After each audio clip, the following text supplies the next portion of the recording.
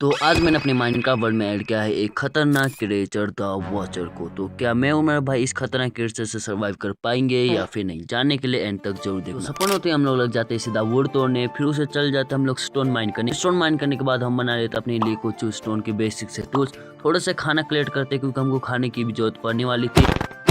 तो हमको मिलता है एक केव जिसके अंदर जाने से पहले मेरा भाई यहाँ पर गिर के मर जाता है। हम लोग बहुत सारे आयरन माइन करते हैं जिसमें हमारी हालत टाइट हो गई थी, पर भी हम माइन करके अपने लिए बेसिक टूल्स एंड आयरन के आर्मर बना लेते हैं। एंड उसके बाद हमारे को बनाना था बेस, तो हम लोग वुड कलेक्ट कर रहा था, तभी कुछ ऐसा होता है। ये कौन है? नहीं नहीं नहीं, वो चढ़ गया, जल्दी भागना पड़ेगा। व्हाट, चला गया वो नहीं, वाटर मेरे पास आ चुका है वाटर। मार दे, हाँ साल मार। तो उसी टाइम मेरा भाई आता है एंड उस वॉचर को खत्म कर देता है।